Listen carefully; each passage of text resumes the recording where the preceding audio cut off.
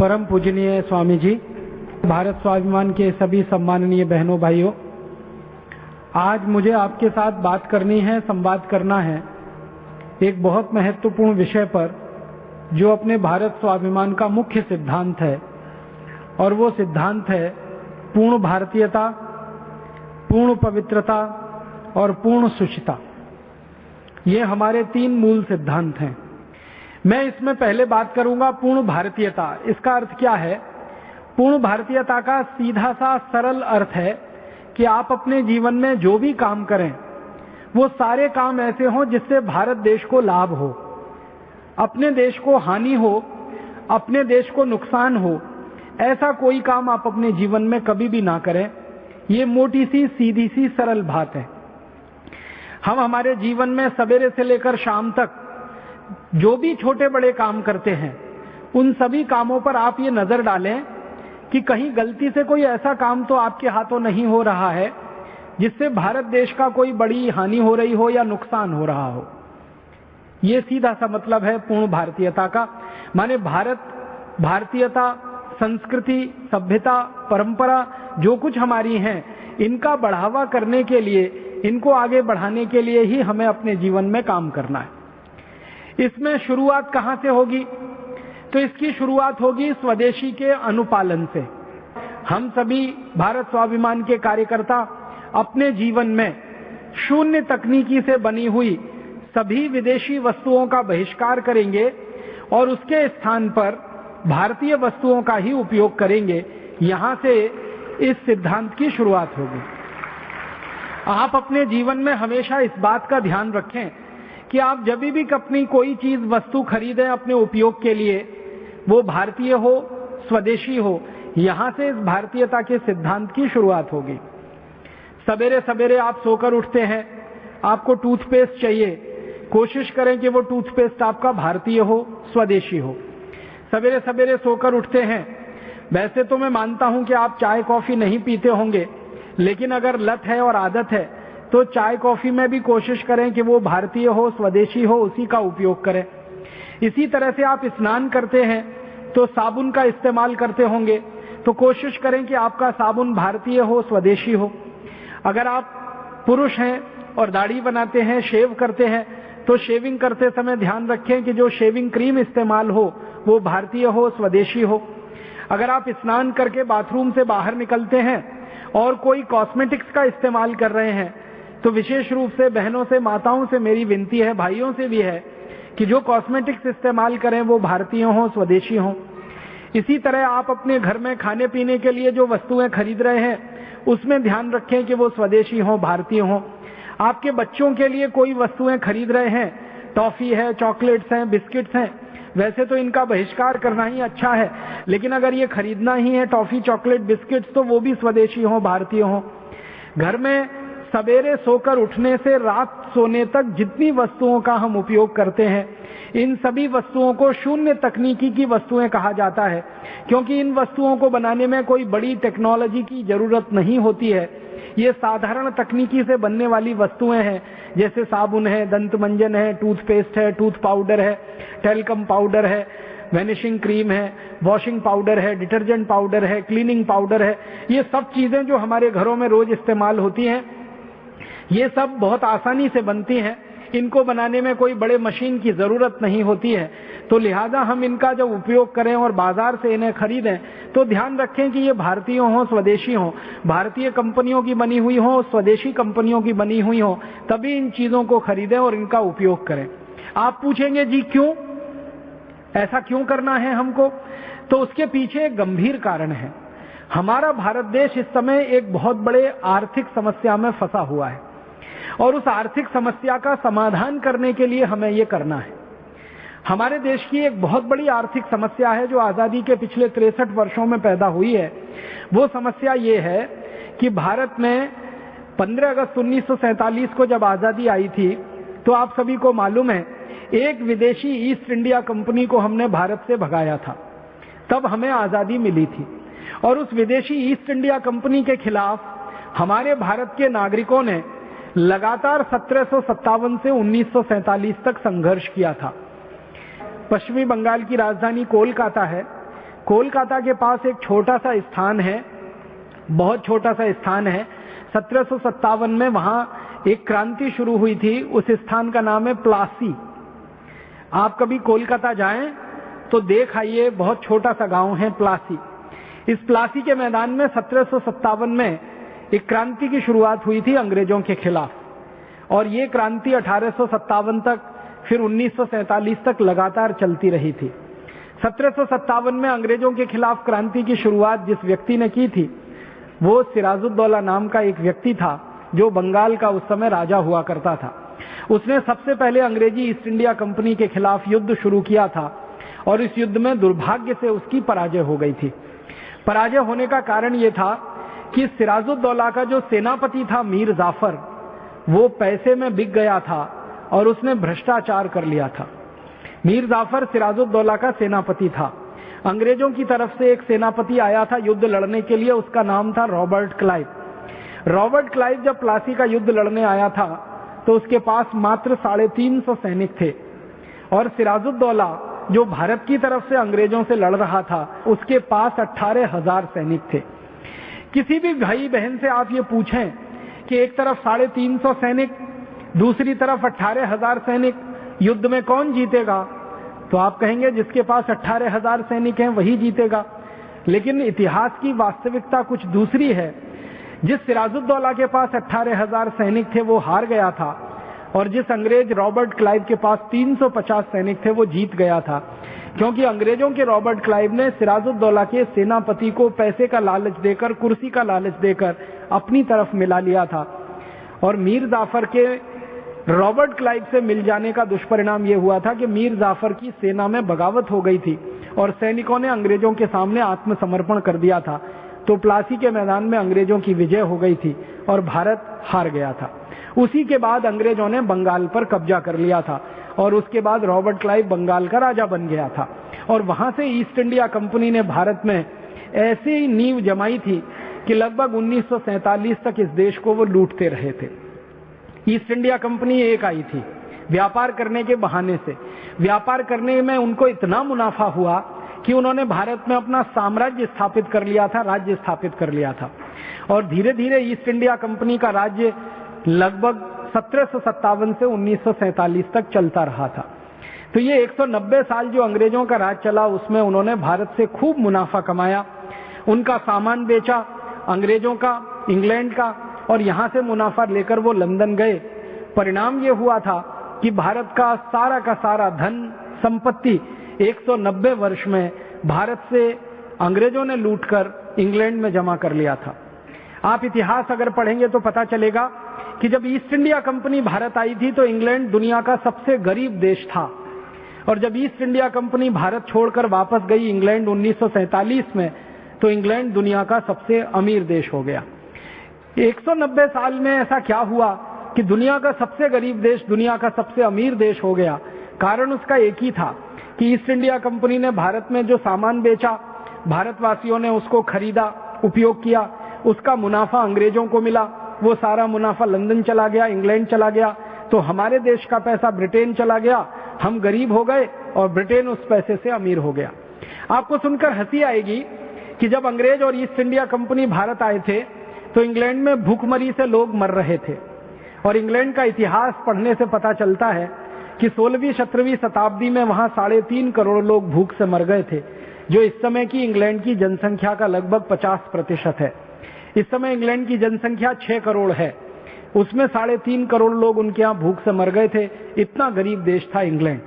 उस गरीब देश को अंग्रेजों ने अमीर बना लिया भारत देश में व्यापार करके, और हम भारतवासियों की एक गलती वो हमको भारी पड़ गई, और वो गलती एक ही थी कि हमने अंग्रेजों की वस्तुएं खरीदी, उनका सामान खरीदा, उनको मुनाफा दिया, और उस मुनाफे से वो मजबूत होते गए और भारत पर 190 साल तो शासन किया और लाखों करोड़ों रुपए यहां से लूट लिया। ईस्ट इंडिया कंपनी उस जमाने में जो व्यापार करती थी, उस व्यापार से हर साल 70 करोड़ रुपए वो लूट के लेके जाते थे। उस जमाने का 1 रुपया अभी 300 रुपए के बराबर है। अगर इस आंकड़े को आप समझने की कोशिश करेंगे तो 70 करोड़ में 300 का गुणा करना पड़ेगा, लगभग 21,000 करोड़ रुपए हर साल वो भारत से लूट कर ले जाते थे और ये लूट 190 वर्ष तक चलती रही। आप अंदाजा लगाइए कितने लाख करोड़ रुपए इस देश का लूटा गया।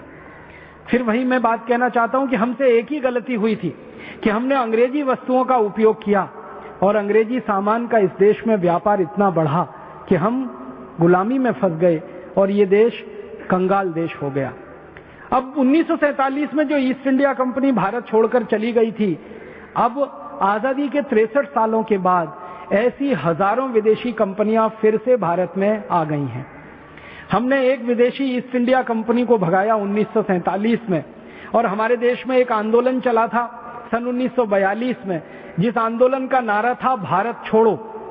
हमने कहा अंग्रेजों से, हमने कहा ईस्ट इंडिया कंपनी से भारत छोड़ो।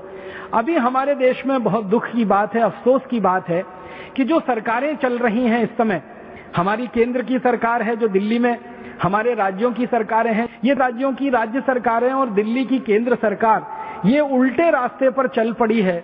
और सन 1991 के साल से इस देश में सरकार ने एक नीति बनाई है और उस नीति का नाम अंग्रेजी में है ग्लोबलाइजेशन।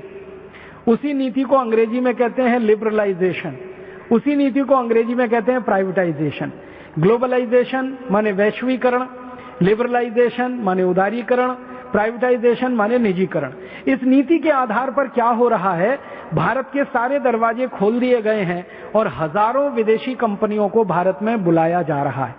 जिस एक विदेशी ईस्ट इंडिया कंपनी को भगाने में हमें 90 वर्ष लगे, उस भारत देश में इस समय 5,000 से ज्यादा विदेशी कंपनियों को सरकार ने लाइसेंस देकर बुला लिया है और इन विदेशी कंपनियों को व्यापार करने की वैसे ही छूट मिल गई है जैसे ईस्ट इंडिया कंपनी को भारत में व्यापार करने की छूट मिली थी। ईस्ट इंडिया कंपनी के जमाने में इस देश का राजा था, उसका नाम था जहांगीर। अगर आप मुगल साम्राज्य का थोड़ा अध्ययन करेंगे तो मुगल राजाओं में एक राजा हुआ करता था जहांगीर।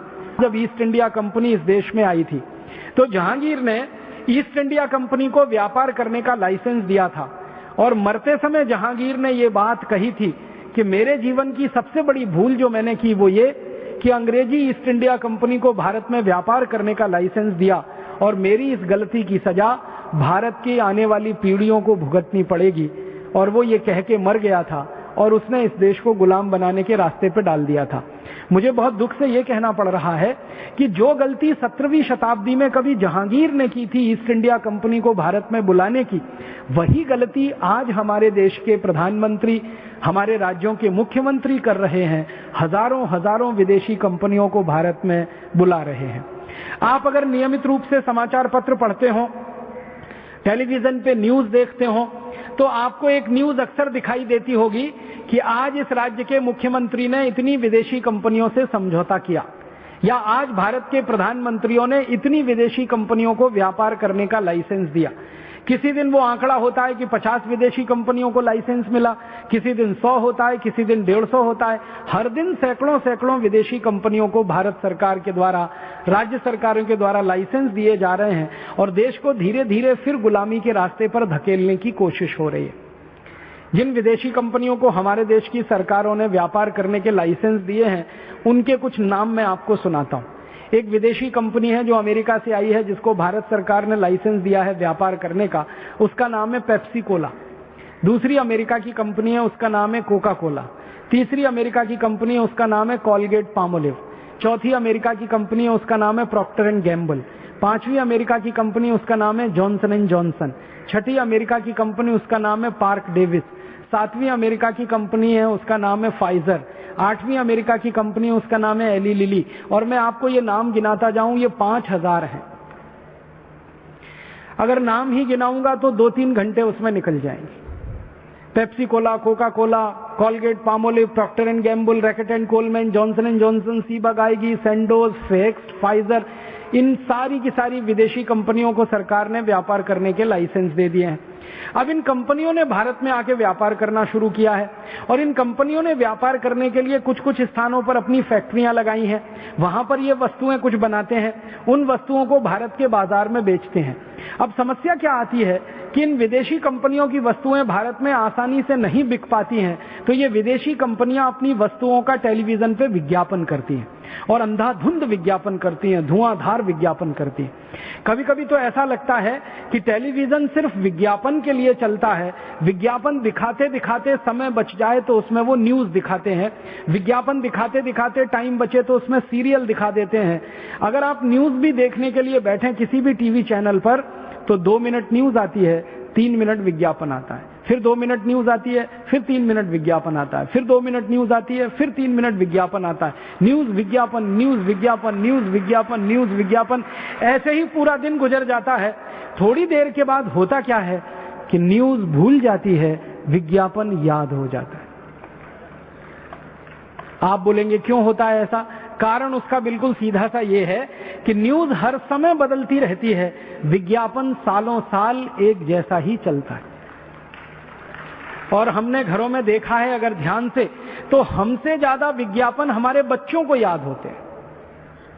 मैं कई बार स्कूलों में जाता हूं छोटे छोटे बच्चों के पास, उनके साथ संवाद करने के लिए, तो प्राइमरी स्तर के बच्चे, 5वीं कक्षा तक के बच्चे विज्ञापनों को खूब अच्छे से याद करते हैं, जानते हैं, समझते हैं और अपने माता पिता को मजबूर करते हैं यही चीज लाना जो विज्ञापन में देखा उन्होंने। अक्सर बच्चों से मैं पूछता हूं, तुम टीवी देखते हो? हां देखते हैं। क्या देखते हो? विज्ञापन देखते हैं। मैंने कई बार देखा छोटे छोटे बच्चे जो मुंह से बोल नहीं सकते, इतने छोटे हैं, विज्ञापन जब टीवी पे आता तो एकदम रैप्ट अटेंशन में उसको सुनते हैं और देखते हैं। अब बचपन से जो बच्चे बोलना नहीं सीखे, उसके पहले विज्ञापन सुन रहे हैं, देख रहे हैं, सुन रहे हैं, देख रहे हैं, तो याद हो गया तो फिर वही वस्तु वो खरीद कर लाते हैं। और दुर्भाग्य से वो वस्तु विदेशी कंपनी की होती है, तो हमारे देश का पैसा हम किसी विदेशी कंपनी को दे आते हैं। जो गलती हमारे पूर्वजों ने की थी कि अपने देश का पैसा ईस्ट इंडिया कंपनी को दिया था, वही गलती कमोबेश हम कर रहे हैं। हमारे घर का पैसा हम विदेशी कंपनियों को दे रहे हैं। कैसे देते हैं ये पैसा? 1-2 उदाहरण से समझाता हूं। आजकल टीवी में एक बहुत जबरदस्त विज्ञापन आता है। एक सिनेमा का एक्टर है आमिर खान, वो बहुत विज्ञापन करता है। ठंडा मतलब कोका कोला। हर बच्चा इस विज्ञापन को जानता है, उसको याद है। ये ठंडा मतलब कोका कोला बार बार लगातार जब बोला जाता है तो किसी के मन में आ ही जाता है, चलो कोका कोला पी के तो देखो, आमिर खान कह रहा है। फिर थोड़ी देर के बाद वही विज्ञापन आता है और उसी पेप्सी कोला के लिए कोई सचिन तेंदुलकर कहने लगता है। फिर वही विज्ञापन आता है और राहुल द्रविड़ कहने लगता है। फिर वही विज्ञापन आता है, कोई और सिनेमा का एक्टर संजय दत्त, आमिर खान, शाहरुख खान कहने लगता है। करिश्मा कपूर, करीना कपूर कहने लगती है। माने ये सारे सिनेमा में काम करने वाले एक्टर, एक्ट्रेसेस और क्रिकेट खेलने वाले खिलाड़ी, ये सबसे ज्यादा विज्ञापन अगर करते हैं तो पेप्सी और कोका कोला का। ये दोनों ही अमेरिकन कंपनियां हैं। अब भारत के जो बच्चे या नौजवान या बुजुर्ग क्रिकेट के दीवाने हैं, वो राहुल द्रविड़ और तेंदुलकर को देखकर पेप्सी और कोका कोला पीते हैं। और जो सिनेमा के दीवाने हैं, वो आमिर खान, शाहरुख खान और करिश्मा कपूर और ऐश्वर्या रॉय को देखकर पेप्सी कोक पीते हैं। माने बचता कोई नहीं है, या तो क्रिकेट के दीवाने हैं लोग या सिनेमा के दीवाने हैं। भारत में आधे लोग क्रिकेट, आधे लोग सिनेमा, झक मार के पेप्सी और कोका कोला में चले ही जाते हैं। हम जब ये विज्ञापन देखकर पेप्सी कोला पीते हैं तो बाजार से एक बोतल हम 10 रुपए की खरीदते हैं, कभी कभी वो 12 रुपए की आती है। पेप्सी कोला और कोका कोला कंपनियों की बैलेंस शीट में से जब मैंने अध्ययन किया तो पता चला कि जो बोतल बाजार से हम 12 रुपए की खरीदते हैं, कभी कभी 5 स्टार होटल में तो वो 25 रुपए की मिलती है। अगर आप हवाई जहाज से यात्रा करते हो तो वही बोतल हवाई जहाज में 30-35 रुपए की, 40 रुपए की मिलती है। वो जो बोतल हम 30-40 रुपए से लेकर 10-12 रुपए के बीच में खरीदते हैं, वो बोतल पेप्सी कोला की फैक्ट्री में मात्र 70 पैसे में बनती है। 70 पैसे में बनती है। अब आप जरा हिसाब जोड़िए, 70 पैसे की बोतल अगर आपने 12 रुपए में खरीदी तो विदेशी कंपनी को 11 रुपए 30 पैसे मुनाफा आपने दे दिया। वो कंपनी उसमें से 1 रुपए भारत सरकार को टैक्स देती है, 30 पैसे वो विज्ञापन देने पे खर्च करती है। कंपनी का कुल 2 रुपए खर्च होता है। बेचने वाले दुकानदार को और 50 पैसे वो देते हैं, तो 2.5 रुपए खर्च होता है।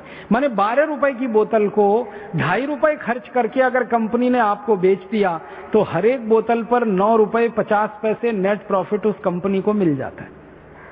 अब ये कंपनी आई है अमेरिका से, तो ये 9 रुपए 50 पैसे जो आपकी जेब से उस कंपनी ने निकाल लिया, वो भारत से अमेरिका चला जाता है। इसका अर्थ क्या हुआ?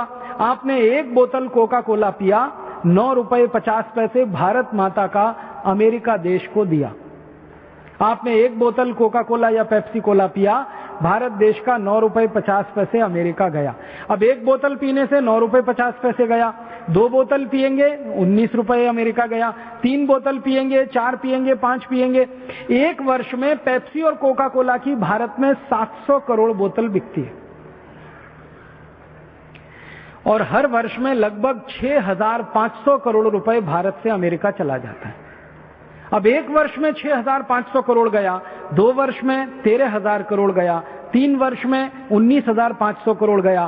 पेप्सी और कोका कोला की बिक्री इस देश में करीब करीब 15 वर्षों से चल रही है और अब तक इस देश से 1 लाख करोड़ रुपए से ज्यादा अमेरिका चला गया। हमने विदेशी कंपनियों का पानी पिया और भारत माता का 1 लाख करोड़ रुपए से ज्यादा अमेरिका को दिया। अब अमेरिका ने क्या किया?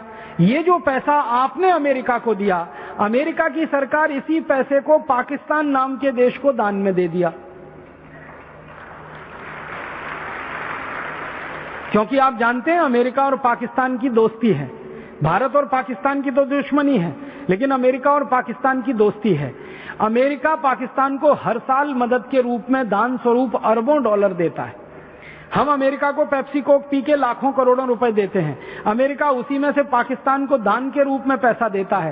पाकिस्तान सरकार वही पैसा आतंकवादियों को दान में देती है। आतंकवादी उसी पैसे से बम बनाते हैं और उस बम को लाकर भारत देश में ब्लास्ट करते हैं। हम पेप्सी पीते हैं और भारत माता की जय बोलते हैं। दुर्भाग्य से हम सब भारत माता की पराजय के काम में लगे हुए हैं।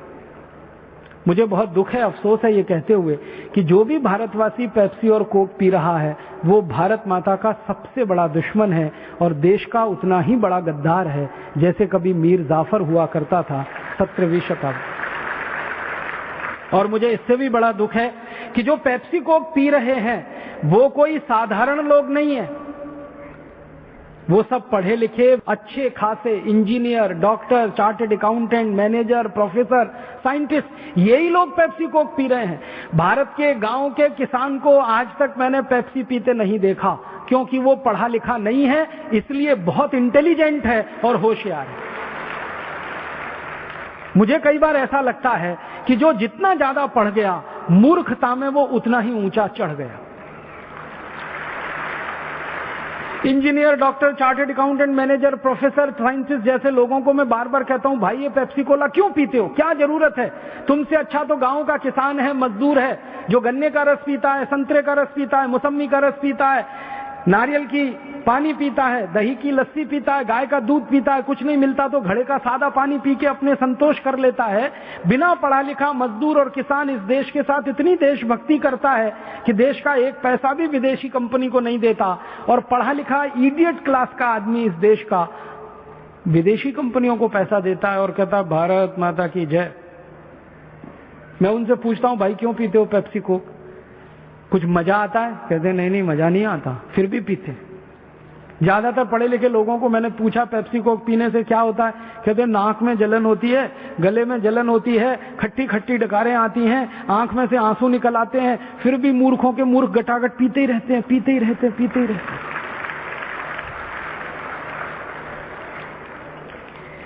बहुत ज्यादा पूछो तो ये पढ़े लिखे लोग पता है क्या जवाब देते हैं? वो कहते हैं ये Pepsi Cola, Coca Cola best quality, इसलिए हम पीते हैं। फिर उनको पूछो ये बेस्ट क्वालिटी क्यों है? कहते हैं ये अमेरिका से आया है बन के, इसलिए बेस्ट क्वालिटी। ये पढ़े लिखे लोगों को यही समझ में नहीं आता कि अमेरिका से सब चीजें बेस्ट क्वालिटी यहां नहीं आती। जो चीजें अमेरिका में सबसे रद्दी क्वालिटी की मानी जाती हैं वही यहां आती है।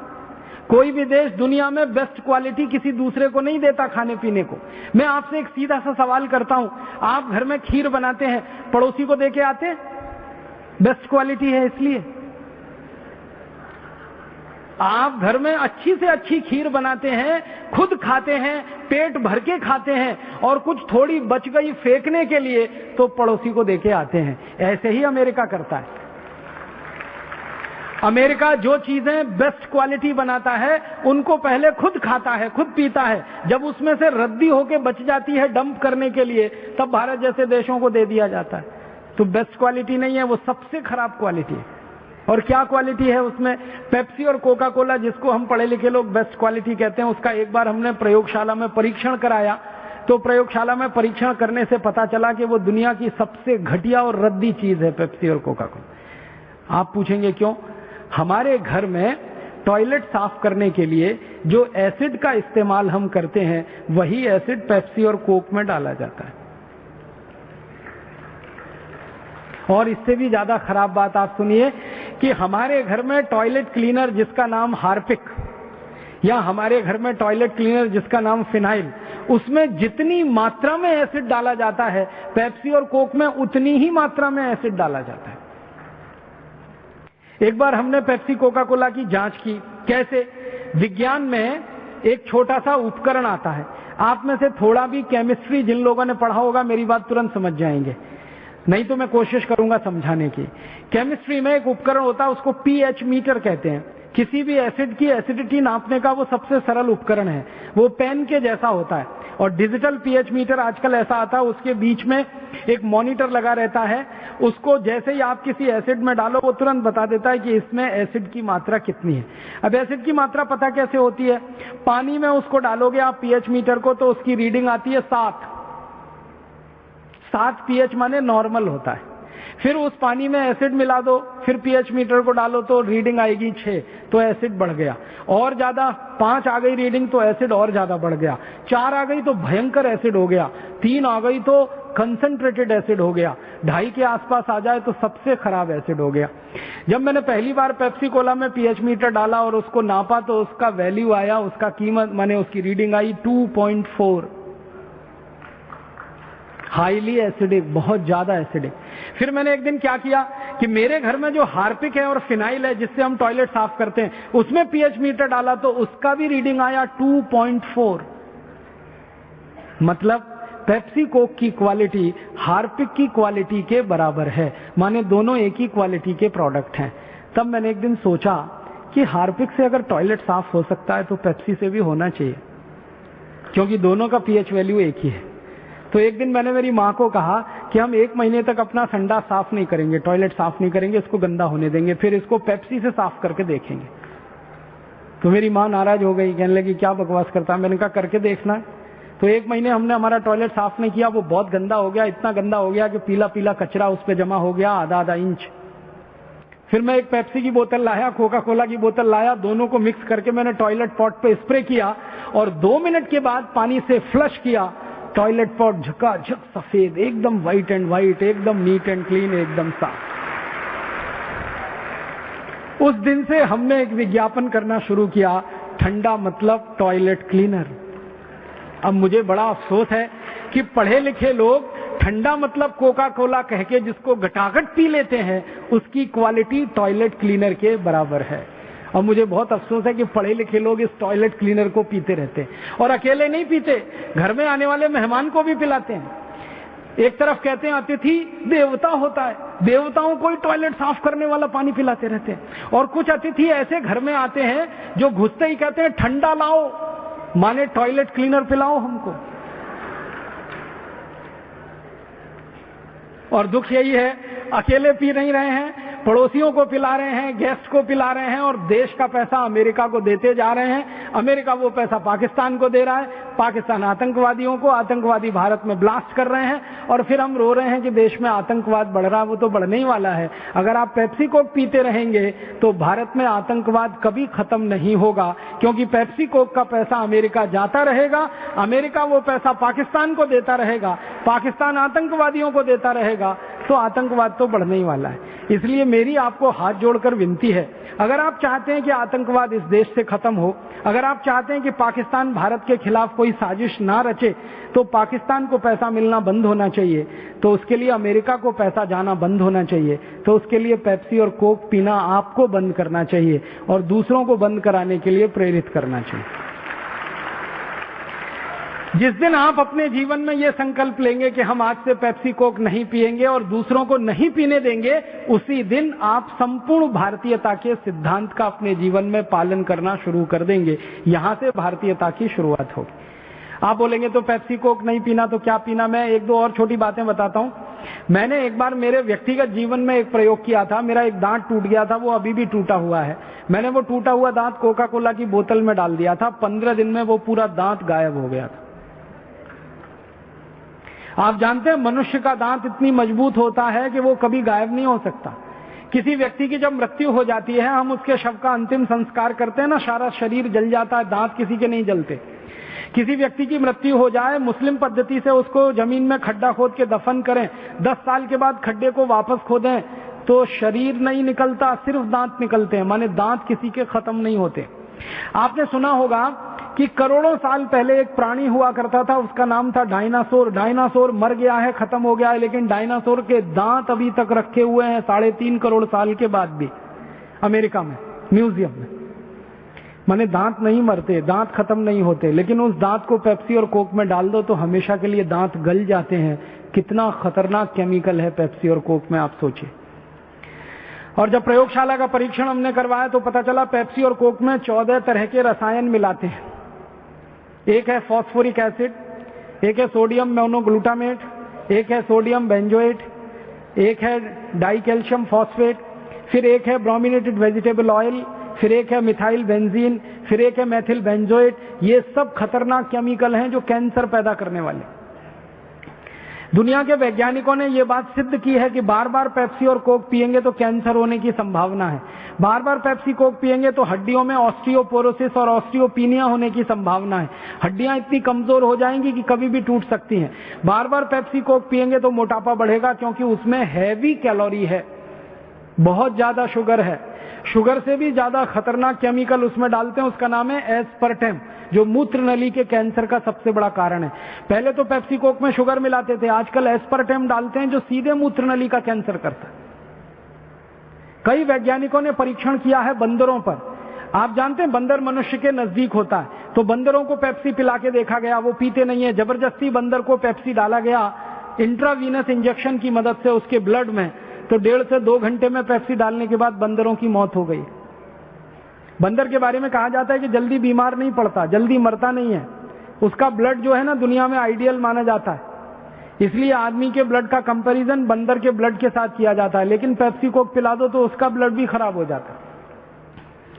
इतना खतरनाक पेप्सी कोक है, और हमारे देश के पढ़े लिखे लोग इसको बेस्ट क्वालिटी कहकर पी रहे हैं। देश का हजारों करोड़ रुपए का नुकसान हो रहा है। मुझे आपसे विनम्रता पूर्वक एक ही बात कहनी है, अपने अपने गांव, अपने अपने शहर, अपने अपने जिले में तो पहला कदम ये उठाएं कि आज के बाद आप में से कोई पेप्सी कोक पिएगा नहीं, किसी को पीने के लिए कोई ऑफर करेगा नहीं। किसी ने मुफ्त में भी आपको ऑफर कर दिया तो विनम्रता पूर्वक उसको वापस करेंगे, क्योंकि हम सच में भारत माता की जय कराना चाहते हैं। हम भारत माता की पराजय होते हुए नहीं देखना चाहते।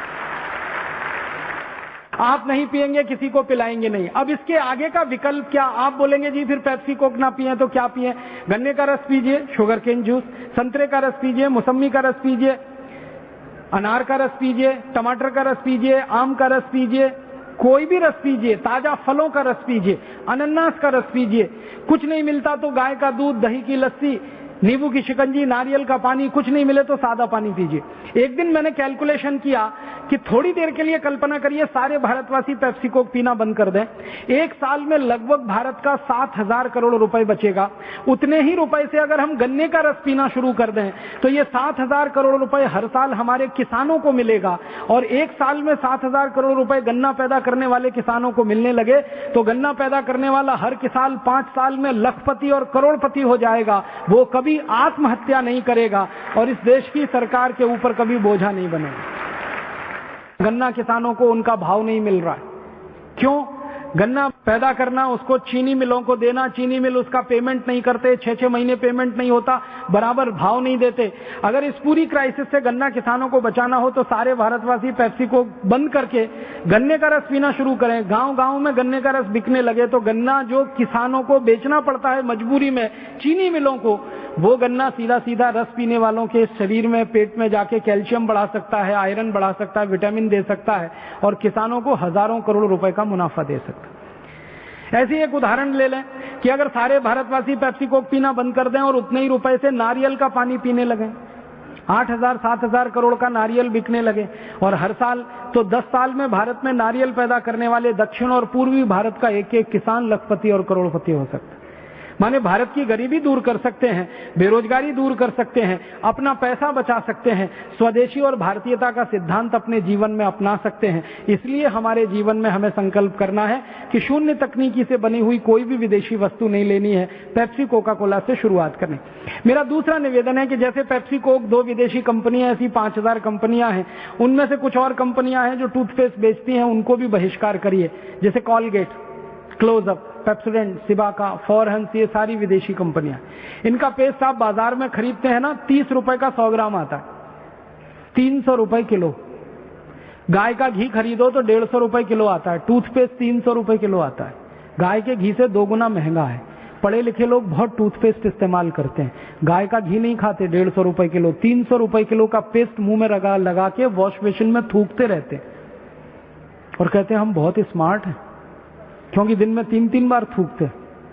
सुबह ब्रेकफास्ट के बाद ब्रश करते हैं, थूकते हैं, फिर लंच के बाद फिर थूकते हैं, फिर रात को डिनर के बाद फिर थूकते हैं। पढ़े लिखे लोगों को मैं कहता हूं ये क्यों करते हो पेस्ट इतना? कहते हैं जी ये बहुत अच्छी क्वालिटी।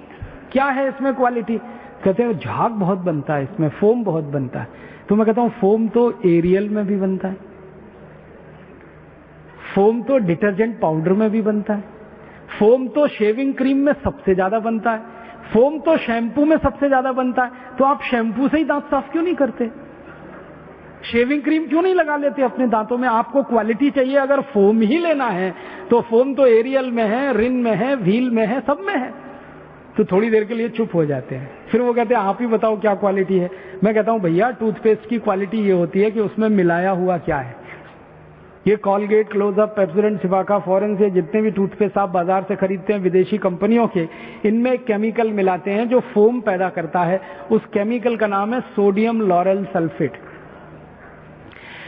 आप एक छोटा सा काम करना, किसी एक हायर सेकेंडरी स्कूल में चले जाना या किसी डिग्री कॉलेज में चले जाना जहां केमिस्ट्री पढ़ाई जाती हो, केमिस्ट्री के किसी लेक्चरर से मिल लेना और उनसे कहना कि केमिस्ट्री की डिक्शनरी दे दो। हर स्कूल कॉलेज में केमिस्ट्री की डिक्शनरी होती है, जैसे इंग्लिश की डिक्शनरी ना वैसे केमिस्ट्री की डिक्शनरी।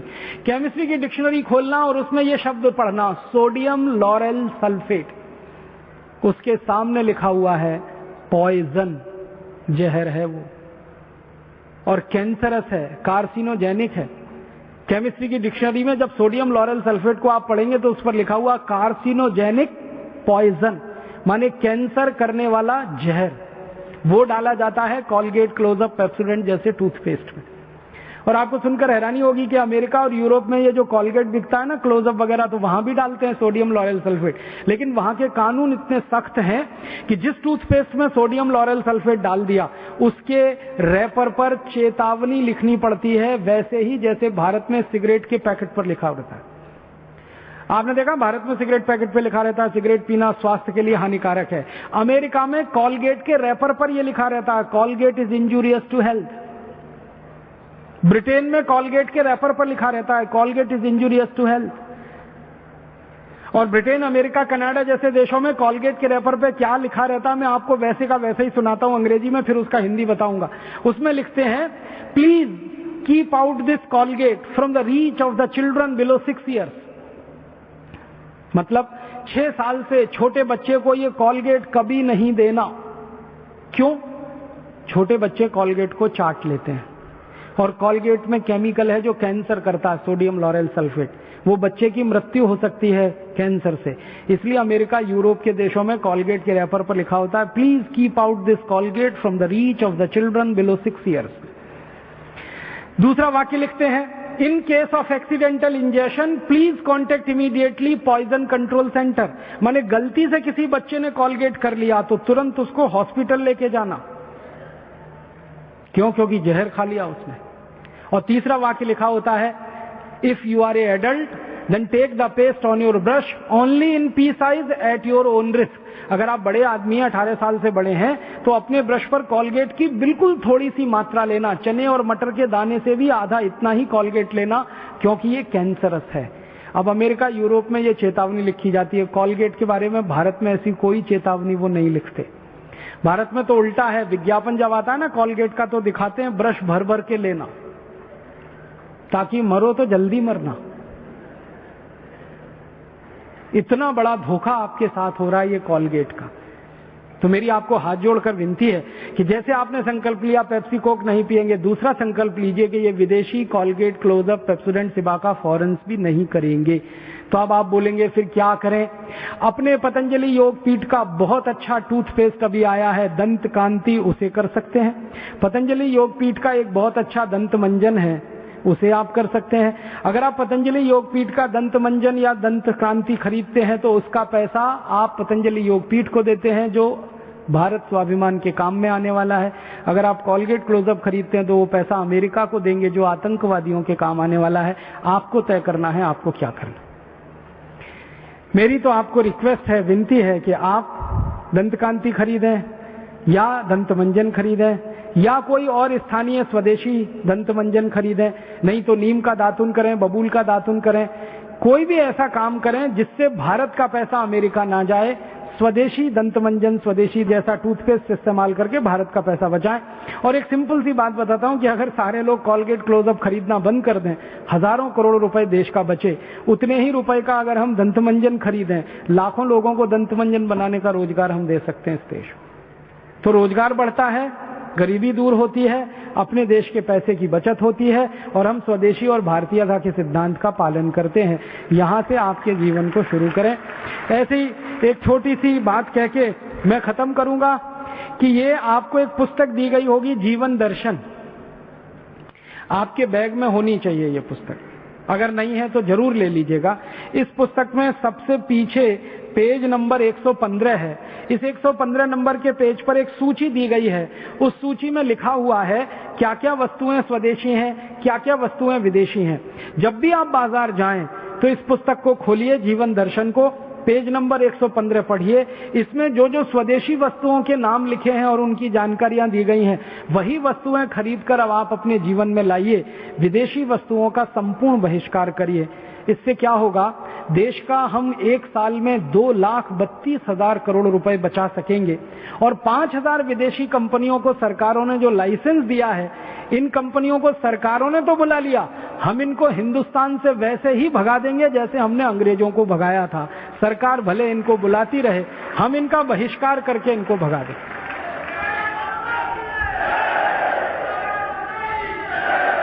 मेरी आपसे एक ही विनती है, वो ये कि कभी भी विदेशी वस्तुओं में क्वालिटी देखने की कोशिश ना करें। कोई क्वालिटी उनमें होती नहीं, उनमें सिर्फ विज्ञापन होता है। और जिन वस्तुओं में विज्ञापन होता है उनमें क्वालिटी नहीं होती है, और जिन वस्तुओं में क्वालिटी होती है उनका विज्ञापन नहीं होता है। आपने कभी देखा गाय के घी का विज्ञापन होता है? क्योंकि उसमें क्वालिटी होती है। डालडा का विज्ञापन बार बार होता है क्योंकि क्वालिटी नहीं होती। गाय के दूध का विज्ञापन नहीं करना पड़ता। डेयरी के पैकेट वाले दूध का बिना विज्ञापन किए वो बिकता नहीं है।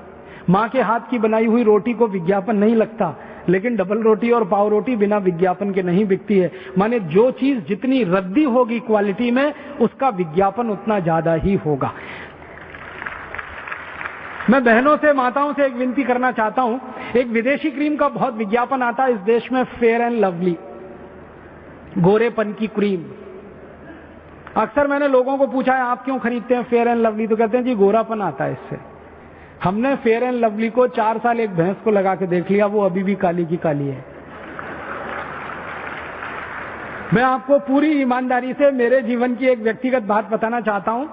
मेरा एक दोस्त है जो मेरे साथ हॉस्टल में रहता था पढ़ाई करते समय, वो तमिलनाडु का रहने वाला है, चिक्कट काला है। आपके घर में तवा होता है ना रोटी बनाने वाला, उसको उल्टा कर दो, इतना काला मेरा दोस्त है। हम दोनों 7 साल हॉस्टल में रहे, हम दोनों रूम पार्टनर थे, एक ही कमरे में मैं और वो दोनों साथ में रहते थे। 7 साल मैंने देखा कि वो बराबर दिन में 3 बार फेयर एंड लवली लगाता था, अभी भी चिक्कट काला का काला ही है। एक दिन मैंने उसको कहा, भैया इतने साल तो हो गए फेयर एंड लवली लगाते लगाते, तू गोरा तो हुआ नहीं, पैसे इतने खर्च हो गए। तो एक दिन उसको गुस्सा आ गया, उसने फेयर एंड लवली कंपनी के खिलाफ एक मुकदमा कर दिया मद्रास की अदालत में। अब मजेदार बात क्या हुई कि जिस अदालत में मुकदमा हुआ, उस अदालत के जज ने एक टिप्पणी की कि उसके घर में भी यही समस्या है। फिर क्या हुआ, जज ने नोटिस दिया, कंपनी के वकील आ गए। जज ने कंपनी के वकीलों को कहा कि आप ये सिद्ध करिए कि फेयर एंड लवली लगाने से कोई भी काला आदमी गोरा कैसे होता है। तो कंपनी के वकीलों ने कहा, इस क्रीम से कोई काला गोरा हो ही नहीं सकता, क्योंकि इसमें ऐसा कोई केमिकल नहीं है जो काले को गोरा बनाए। जो काला है वो काला है, जो गोरा है वो गोरा है। तो फिर जज ने पूछा, आप ये झूठा विज्ञापन क्यों करते हैं? तो उसके वकीलों ने कहा कि भारत सरकार ने हमको लाइसेंस दिया है झूठ बोलने का, इसलिए हम ये झूठा विज्ञापन करते हैं। इस मामले में सबसे ज्यादा मजेदार बात यह हुई कि इसकी चर्चा बहुत हो गई, तो कंपनी ने विज्ञापन देना शुरू किया, fair and lovely not for sale in Tamil Nadu, क्योंकि मुकदमे का जो दायरा था ना वो तमिलनाडु तक था। अब तमिलनाडु में तो बहुत कम लोग खरीदते हैं, क्योंकि वो जानते हैं कि कोई काला गोरा हो नहीं रहा है। तो आप भी क्यों खरीद रहे हैं उस फेयर एंड लवली को? कोई काला गोरा हो नहीं सकता। अगर फेयर एंड लवली लगा के सब गोरे हो जाते तो अफ्रीकी लोग तो सबसे पहले होते। अभी ये फेयर एंड लवली जो बनती है ना, ये कुछ नहीं है, एक टैलो नाम का केमिकल होता है, एक तरह का रासायनिक पदार्थ है जो मरे हुए जानवरों की चर्बी में से निकाला जाता है, उससे ये क्रीम बनती है। उसको आप चेहरे पर पोतते हैं और सोचते हैं हम बहुत सुंदर हो रहे हैं। और ये महंगी कितनी है? 25 ग्राम फेयर एंड लवली 40 रुपए की है, 50 ग्राम 80 रुपए की है, 100 ग्राम 160 रुपए की है, 1 किलो 1600 रुपए की है। 1600 रुपए किलो की क्रीम चेहरे पर लगाएं, उससे अच्छा है 300 रुपए किलो बादाम खाएं। 1600 रुपए किलो की क्रीम चेहरे पर लगाएं, उससे अच्छा 200 रुपए किलो देसी घी खाएं। 1600 रुपए किलो की क्रीम चेहरे पर लगाएं, उससे अच्छा 400 रुपए किलो कुछ काजू किशमिश मुनक्के आदि खाएं, तो जरूर कुछ फायदा होगा। इस फेयर एंड लवली को आप 1 किलो लगा लो या 1000 किलो, आप काले हैं तो काले ही रहने वाले हैं, क्योंकि आज तक दुनिया में काले को गोरा बनाने की कोई केमिकल ईजाद नहीं हुई है। और मैं आपको विनम्रतापूर्वक ये कहना चाहता हूं कि शरीर का कुछ भी बदल सकता है, त्वचा का रंग नहीं बदलता। जन्म से आपकी त्वचा का जो रंग तय हो जाता है, आपके माता पिता के डीएनए के साथ फिक्स हो जाता, वही जिंदगी भर रहेगा। तो फालतू में ये फेयर एंड लवली लगाना क्यों? तो आप बोलेंगे फिर क्या करें? कोई क्रीम मत लगाइए, आप जैसे हैं बहुत सुंदर हैं। कुछ लोगों को ये गलतफहमी हो गई है कि क्रीम लगाने से स्मार्टनेस आती है। हमारे भारत में स्मार्टनेस गुण कर्म और स्वभाव से आती है, क्रीम पाउडर लिपस्टिक से नहीं आती। जिनके गुण कर्म स्वभाव अच्छे हैं वो सबसे अच्छे हैं, ये बात वो अपने जीवन में गांठ बांध लें, और इसी बात से उनका और भारत स्वाभिमान का भला होने वाला है। सिर्फ एक बात कह के फिर खत्म करूंगा अपनी बात को। संपूर्ण स्वदेशी और भारतीयता का आग्रह जो आप अपने जीवन में शुरू करेंगे वो यहां से कि कोई विदेशी वस्तु अपने घर में कभी भी खरीद के नहीं लाएंगे, कम से कम शून्य तकनीकी की कोई विदेशी वस्तु नहीं लाएंगे। आप ये कह सकते हैं कि अगर कोई विदेशी वस्तु हमने खरीद ली तो उसको भूल जाइए, क्योंकि वो पैसा तो चला गया, अब उसको फेंक देने से भी कोई फायदा नहीं है। भविष्य में कोई नई विदेशी वस्तु मत खरीदिए। फिर आप पूछेंगे क्या भारत में सभी स्वदेशी वस्तुएं बनती हैं? हाँ, भारत में ऐसी एक भी वस्तु नहीं है जो स्वदेशी ना बनती हो। हर वस्तु भारत में स्वदेशी बनती है। आपको कंप्यूटर चाहिए तो भारत में बनते हैं। HCL नाम की एक बहुत बड़ी स्वदेशी कंपनी है, विप्रो नाम की एक बहुत बड़ी स्वदेशी कंपनी है। दोनों स्वदेशी कंपनियां बेस्ट क्वालिटी कंप्यूटर बनाती हैं, वो आप खरीद सकते हैं। टेलीविजन बनाने वाली 20 स्वदेशी कंपनियां इस देश में हैं। इसी तरह से रेडियो बनाने वाली 20 स्वदेशी कंपनियां इस देश में हैं। कोई भी ऐसी वस्तु है नहीं। अब तो आपको हैरानी होगी जानकर, भारत में सुपर कंप्यूटर भी स्वदेशी बनता है, और हमारे वैज्ञानिकों ने बना के सारी दुनिया के सामने सिद्ध किया है। हम स्वदेशी रॉकेट बनाते हैं, हम स्वदेशी क्रायोजेनिक इंजन बनाने की तैयारी कर रहे हैं, हम स्वदेशी सैटेलाइट बना के अंतरिक्ष में छोड़ रहे हैं, दूसरे देशों के सैटेलाइट हम अंतरिक्ष में छोड़ रहे हैं। हमारे देश के वैज्ञानिकों के बने हुए सैटेलाइट चंद्रमा तक पहुंच रहे हैं। जो देश सुपर कंप्यूटर बना सकता है, सैटेलाइट बना सकता है, क्रायोजेनिक इंजन बना सकता है, वो देश आलू का चिप्स भी बना सकता है, टमाटर की चटनी भी बना सकता है, आम का अचार भी बना सकता है, साबुन मंजन वॉशिंग पाउडर भी बना सकता है। बस आत्मविश्वास की जरूरत है। और वो आत्मविश्वास हम में आना बहुत जरूरी है। और वो आत्मविश्वास के लिए पहला कदम अपने जीवन में स्वदेशी की स्थापना से शुरू होगा। आप अपने जीवन में एक संकल्प करें कि हम भारतीय हैं और भारतीय वस्तुओं का ही ज्यादा से ज्यादा उपयोग करेंगे। हम भारतीय हैं, भारतीय परंपराओं का, भारतीय संस्कृति का, भारतीय सभ्यता का, भारतीय भाषाओं का, भारतीय भोजन का, भारतीय औषधियों का ज्यादा से ज्यादा अपने जीवन में उपयोग करेंगे। विदेशी वस्तुओं का, विदेशी औषधियों का उपयोग नहीं करेंगे। विदेशी औषधियों का मतलब है एलोपैथी की दवाएं जो अक्सर बाहर से आ रही हैं और जिनको बेचकर विदेशी कंपनियां हजारों करोड़ रुपए कमा रही हैं। और आपको सुनकर हैरानी होगी, जिन दवाओं को वो कंपनियां अपने देश में नहीं बेचती उनको भारत में लाकर बेच देती। दुनिया के देशों में हजारों दवाएं 20 साल से बंद हैं।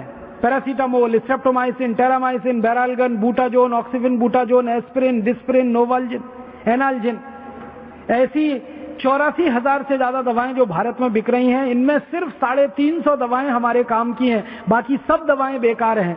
जबरदस्ती विज्ञापन करके ये दवाएं बेची जा रही हैं और हम इन दवाओं को खाकर ज्यादा बीमार पड़ रहे हैं और डॉक्टरों की जेब ज्यादा गर्म हो रही है और पूरा का पूरा एलोपैथी का बजट 7 लाख करोड़ रुपए से ऊपर इस देश का पहुंच गया। इसलिए मेरा निवेदन है कि ये एलोपैथी की विदेशी दवाएं बिल्कुल ना खाएं। तो आप बोलेंगे जी बीमार पड़े तो क्या करें, आयुर्वेद की दवा खाएं। और बीमारी ना पड़े, योग करें, प्राणायाम करें नियमित रूप से, तो आप बीमारी नहीं पड़ेंगे। अगर योग प्राणायाम नियमित है और आप बीमार नहीं पड़ रहे हैं तो दवा खाने की जरूरत नहीं है। और जो गलती से कभी थोड़ी बहुत बीमारी आ गई तो आयुर्वेद की दवाएं अपने रसोई में है, तुलसी है, हल्दी है, जीरा है, धनिया है, काली मिर्च है, हमारे पास सेंधा नमक है, गाय का घी है, ऐसी ऐसी सैकड़ों दवाएं हमारे रसोई घर में हैं जो आयुर्वेद में है।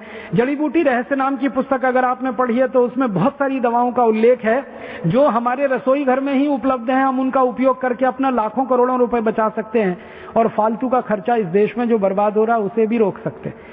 तो आप हर स्तर पर स्वदेशी बनने की कोशिश करें और अपने परिवार के हर व्यक्ति को स्वदेशी बनाने की कोशिश करें। कोई 1% स्वदेशी हो, कोई 2%, कोई 5%, कोई 10%, कोई 20%, जिसकी जितनी शक्ति और क्षमता है वो उतना स्वदेशी बनने की कोशिश करे। इसमें ऐसा नहीं है कि रातों रात कोई व्यक्ति स्वदेशी हो जाएगा 100%, इसमें समय लगेगा, लेकिन प्रयास हमारा ईमानदारी के साथ उस दिशा में रहेगा तो आज नहीं तो कल हम 100% स्वदेशी हो ही जाएंगे और इस देश में करोड़ों लोगों का रोजगार बढ़ाएंगे और लाखों करोड़ों रुपए की बचत करेंगे। एक दिन मैंने छोटा सा कैलकुलेशन किया था कि सारी वस्तुएं अगर हम स्वदेशी उपयोग करने लगे, जैसे मैं एक ही उदाहरण से कहता हूं, आप में से बहुत सारे भाई बहन आसाम के होंगे, अरुणाचल के होंगे, मणिपुर के होंगे और उत्तर पूर्व के राज्यों के होंगे। वहां मैंने देखा घर घर में कपड़ा बनता है। आसाम में तो एक भी घर मैंने नहीं देखा जहां कपड़ा बनाने के लिए वो हैंडलूम लोगों ने नहीं लगा रखा हो।